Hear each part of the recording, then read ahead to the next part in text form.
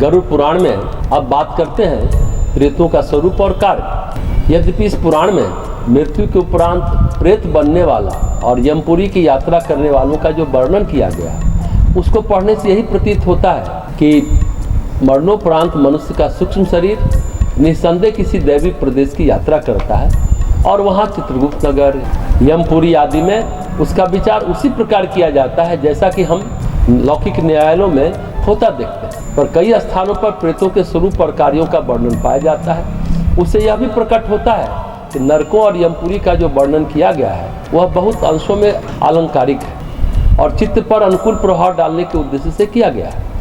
ऐसा न हो तो स्वयं पुराणकार यह न लिखते कि प्रेतत्व की प्राप्ति होना और प्रेतों द्वारा संसार के मनुष्य को पीड़ा पहुंचाया जाना कलयुग में ही होता है।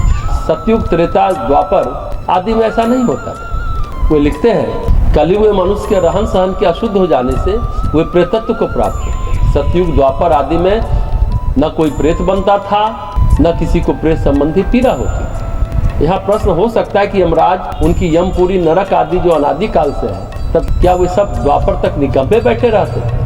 फिर मार्कंडे पुराण आदि विभिन्न ग्रंथों में मृत आत्माओं के आवागमन की जो कथाएं दी गई हैं, उनमें नरकों का विस्तार से वर्णन किया गया।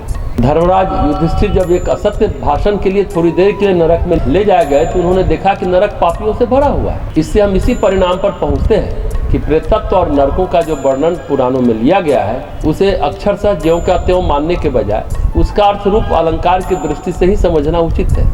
उपनिषदों में महर्षियों ने इस विषय पर गंभीरता पूर्वक जो विवेचन किया है, उससे भी पुनर्जन्म और नरकों का ऐसा ही स्वरूप सिद्ध होता है। कठोपनिषद में तो जब नचिकेता ने यमराज से प्रश्न किया कि मरने के बाद मनुष्य की क्या गति होती है, तो उन्होंने उत्तर दिया, कोई भी प्राण या अपान वायु के आधार पर जीवित नहीं रह सकते, वरन प्राण और अपान जिस शक्ति के आश्रित है, प्रत्येक प्राण उसी के आधार पर जीवित रहता है। मृतात्मा देहांत के पश्चात कैसे रहता है, उसके संबंध में कहा गया है कि जिसने श्रवण मनन द्वारा जैसा मनोभाव प्राप्त किया है, उसी के आधार पर अपने अपने कर्मों के अनुसार कितने कितने ही जीवात्मा देह धारणार्थ विभिन्न योनियों को प्राप्त होते हैं और अनेकों जीवात्मा कर्मानुसार वृक्ष, लता, पर्वत आदि स्थानों पर पदार्थों के रूप को ग्रहण कर लेते हैं। इसी से विदित होता है कि दुष्कर्मों के फल से मनुष्य जो पशु पक्षियों, कीड़ों मकड़ों की योनियों में जाते हैं अथवा वृक्ष, लता आदि स्थावर पदार्थों के रूप को प्राप्त हो जाते हैं, वही उनके लिए एक तरह का नरकवास माना गया है। मनुष्य के मुकाबले में इन जीवों को अनेक असुविधाएं और कष्टों को सहना पड़ता है। गरुड़ पुराण में नरकों की संख्या 84 लाख बताई गई।